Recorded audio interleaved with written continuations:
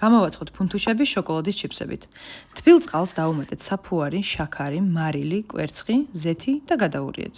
შემდეგ დაუმატეთ ფქვილი და მოზილეთ ცომი. ცომი საკმაოდ წებოვანია. შესაძლოა დაგჭირდეთ 1-2 სუფრის კოვზი ფქვილის დამატება.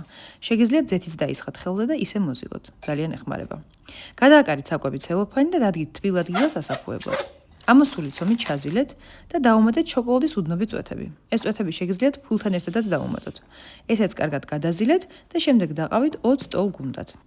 შეგიძლიათ ერთ საცხობ ლანგარზე გადაიტანოთ, ან შემსავით იმეტიჩოთ და სამი ფორმა დასვაროთ.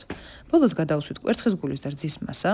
კიდევ ერთხელ დააწებეთ შოკოლადის წვეთები, რომ უფრო გალამაზდეს და გავუშვით გამოსაცხობად 180 გრადუსზე 25 წუთით. ზუსტ პროპორციებს და დეტალებს დაგიტოვებთ აღწერაში.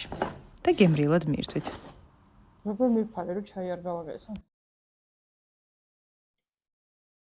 ამ ცომში შეიძლება ნებისმიერ ამის ჩადება. ერთ ცალზე ვერ გავჩერდები.